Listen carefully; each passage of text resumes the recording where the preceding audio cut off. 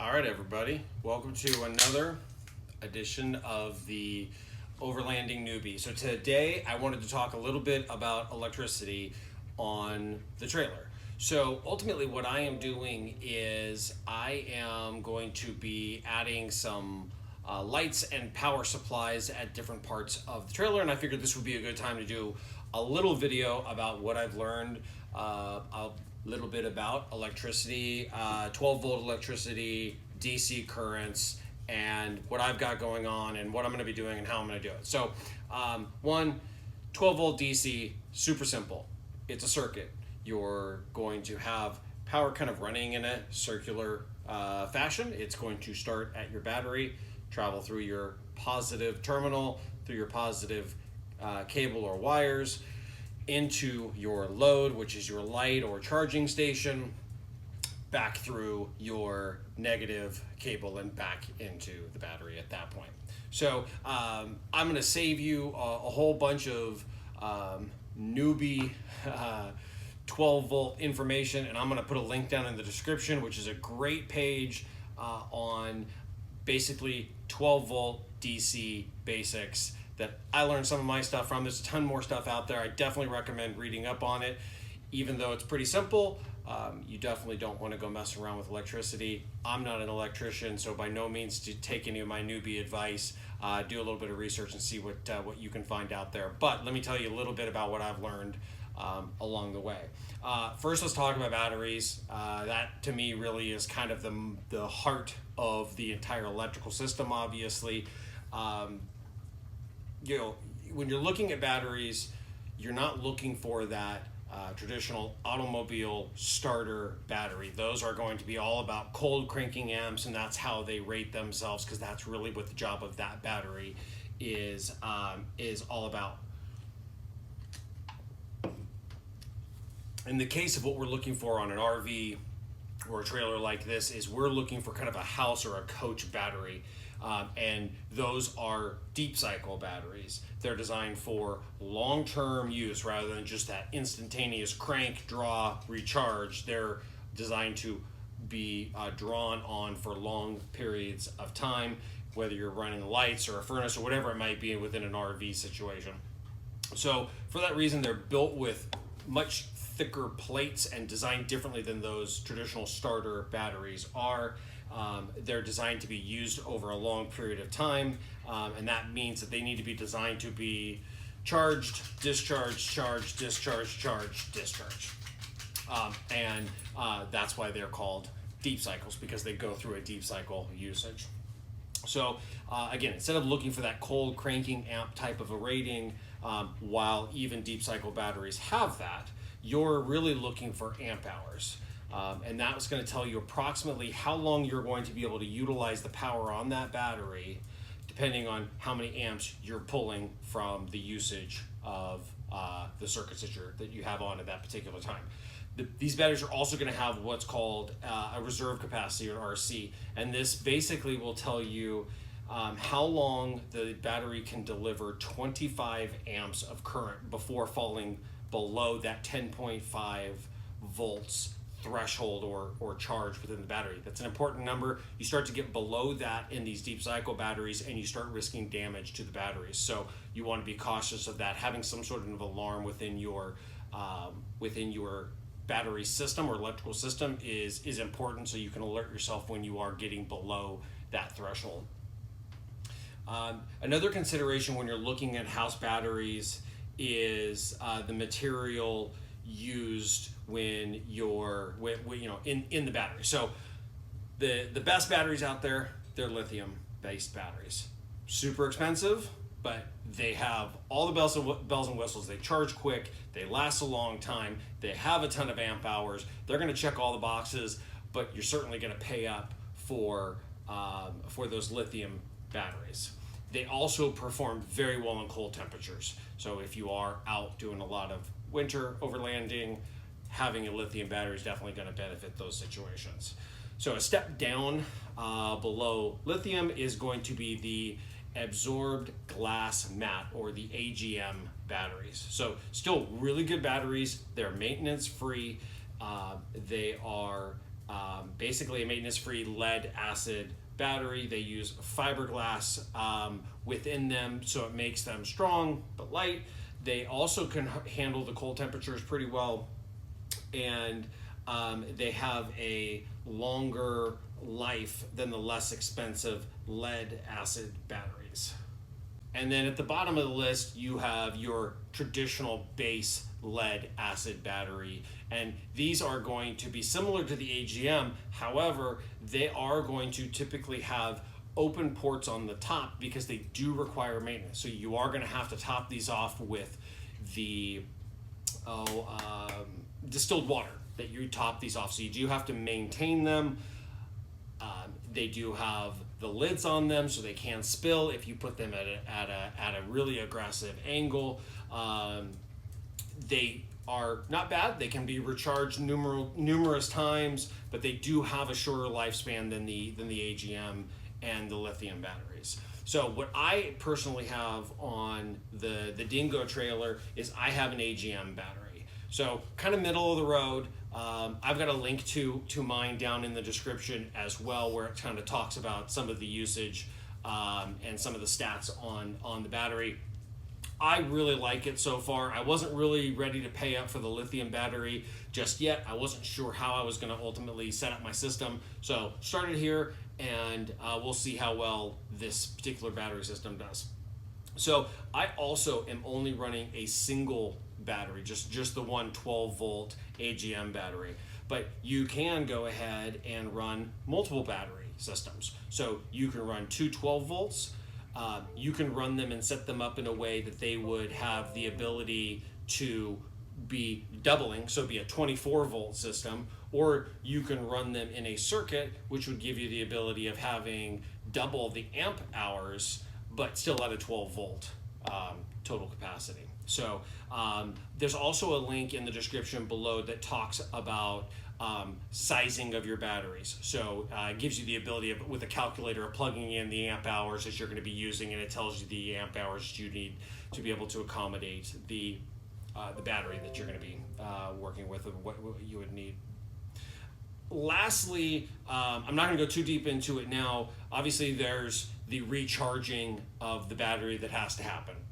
So really the three ways are: when you're at home, you're obviously working with some sort of a trickle charger. That is basically how I use it. My battery typically recharges from that 10 volt back up to the full 12 and a half in a matter of hours. So I really like that AGM recharging time. When I'm driving, I have a in transport charging system. So basically I have a cable that runs up into my battery, connects down, it has a quick disconnect, and goes from right where the hitch connects back into the battery, and gives me the ability of charging my battery off of the same electrical system of my Tacoma while I'm driving. So when I'm in transit, while I'm getting to my destination, or shoot, if I need an emergency charge, I can hook it up, start up my truck, and charge it up for a little while and give myself a little extra juice. And then lastly, while I'm at camp, I do have a 100-watt solar panel that I use to recharge my system as well. So I do want to do a video at a later date, a little bit more in depth on mobile solar charging systems, so we can talk a little bit about that. So with that being said, let's take a look at the wiring project that I'm about to do. What I am in goal is, as I'm adding some additional camp or floodlights on the exterior of the trailer, I am going to be doing a split of one of the circuits that came along with the trailer that had the ambient lights on the bottom, the rock lights, were on the same circuit as the cooking and interior of the trailer lights. So I'm going to split those two out, and then I'm going to be running USB 5-volt power into the tent so that I can charge phones, run fans, run lights, things like that right out of that system. And then I'm also putting a 12-volt LED light on the underside of the tent. So when you're within the annex, it's just one button switch, and it's got some pretty big lighting to light up the annex area. So let's take a look at it, and I'll kind of walk you through some of the tools and processes that I did for setting up all the wiring within the trailer and then walk you all the way through the end of the project. So thanks for coming along for the ride. All right, so here is basically what we'll be working with on the 12 volt power project that we've got. I basically have chosen to go with an 18 gauge copper 12 volt wire that I'm using. All of my connections I am doing on a pinch and heat shrink connection, so it does keep dust and water out of those. So we've got some larger versions of that. Also in the exterior areas, I'm going to double that up with another heat shrink layer on top of those connections. We've got eyelets that we can pinch crimp right onto our cabling and be able to connect into the terminals that we'll be connecting the wire to. We've got some cable mounting systems here, so we can basically be able to hold the cables up and the wire into certain areas within the trailer that that we want to keep it in. And then for the heat shrink, everything will be shrunk down and with the heat gun, super quick and easy there. Obviously, we always need a voltmeter to be testing our juice. And then ultimately, here's kind of what we'll be working with. I mentioned the USB charging system within the tent. I'm going to be doing 4 total of these USB jacks. As you can see, they just simply wire right into the 12 volt wiring circuit. But as I mentioned, it does have a 5 volt reducer on these, so it does need to reduce from the 12 down to the 5. This is the little RV LED light that that I'll be putting into the annex, and basically just mounting that on the underside of the tent so that you can just switch that on within the annex. And then this is the trigger system that I was talking about. So this is the wireless trigger switch that that just switches on any power that is connected into the circuit. So you do need the trigger system connection to go into the receiver of that trigger system, but just simple 12 volt connection into that. So we've got a couple of those. These are my LED lights that I'll be putting onto each of the 4 corners of the high rack, again for that general flood lighting of the campsite area. And then these are the charging USB ports that I'll be putting on the back of the trailer. So these will be exterior, so I did go with the USB ports that have the waterproof cap on them. They'll just screw through and pinch down right on the back side of the trailer wall. So that's kind of what we'll be working with, and then what I'll do here is show you everything when we get it all wrapped up. See you then.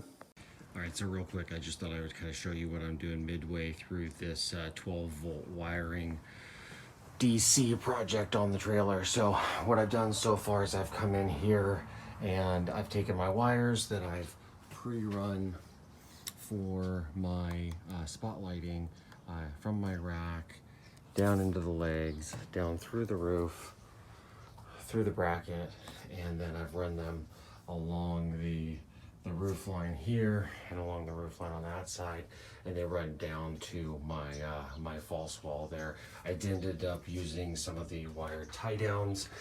Those worked great as we went along the roof line here to hold the wires in place, just to make sure that they're not loose and getting snagged by anything that might move while we're driving or packing. So everything runs down into the false wall here.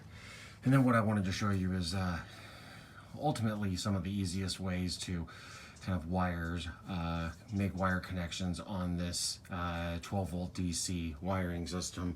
So what I am using are pinch connectors.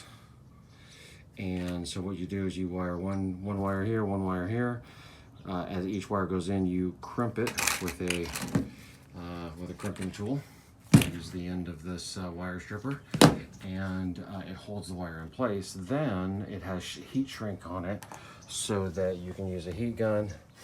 I actually end up putting the heat gun and then putting a big spoon right behind it and allowing the heat gun to heat and shrink down. And you can see on this one here, I've shrunk down the ends of this, and it shrinks and compacts right down onto the wire, creating a really good dust water seal on that.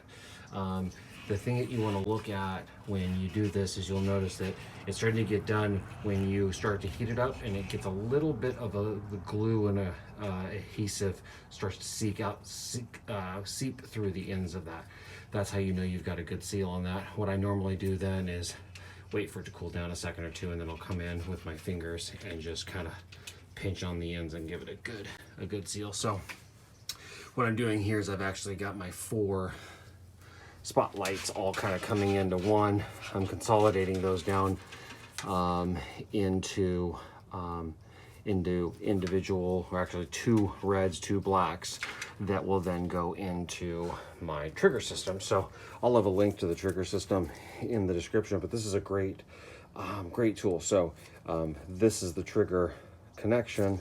It has the 12 volt 14 gauge wiring on it, and what it does is plugs into the back.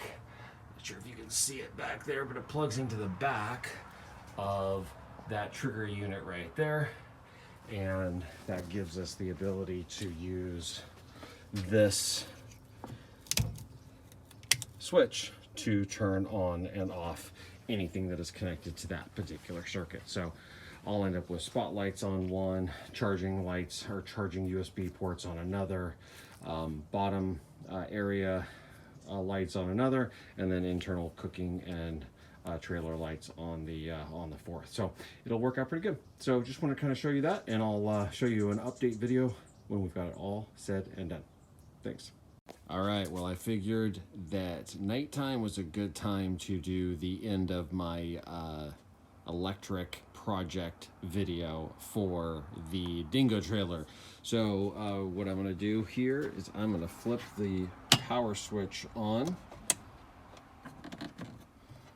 and turn on my LED lights there. So again, battery box inside my gearbox. I've got a LED light there that I mounted to the top of that. This is the power switch, basically just cuts off power to anything. So nothing's gonna drain that battery when I don't want it to be. I do now have power, all USB power wired hot up to the trailer, or I'm sorry, up to the tent. So we've got power up there for lights, fans, charging phones, anything else that we might have going on there. Next, what I'm going to do here is I'm going to show you. So again, this is that trigger switch, and this is the wireless control switch for power on the trailer. So what really drove the project was the surrounding highlights, camp lights, security lights, I call them, on the trailer. Then what we did is I separated the switch that turns on the rock lights underneath the trailer. That's Athena. She loves all the shadows and the lights. Then separated that from the light that comes on inside the trailer, which in here is a great opportunity for you to see that all the electrical wires really were able to get tucked in. This is going to be where the water tank is. All the wires will be behind that. That's my trigger switch down there. So when you turn a light off, you lose one of those blue lights for that channel. And when you turn the light back on, you gain a blue light for that channel, and that's the inverter. False walls mounted back up in there, all the wires and everything tucked behind it neatly and clean. So it's great. And then lastly, I did decide to, on the trigger switch, I put in USB charging stations on the outside or the top of the trailer right here. One on left side, one on right sides. That way I can run some additional lights, additional power, or additional fans, charge phones, speaker boxes, anything else that we might have going on with it. So anyways, really happy with how the electrical came out. I will say that things like the heat shrink wire connectors, couplers with the heat gun really made the project really easy, clean, kept everything watertight, dust tight. So if you're going that way, I think that's a great way to do it. And tucking wires away inside the rack and along the ceiling of the trailer seemed to work really well as well. And then excited to have power inside the rooftop tent, but all running off of that 5-volt USB system, which will make making battery last longer, giving plenty of access to power inside the tent without having to really suck dry the battery. So anyways, really happy with how things came out, and thanks for coming along for the ride.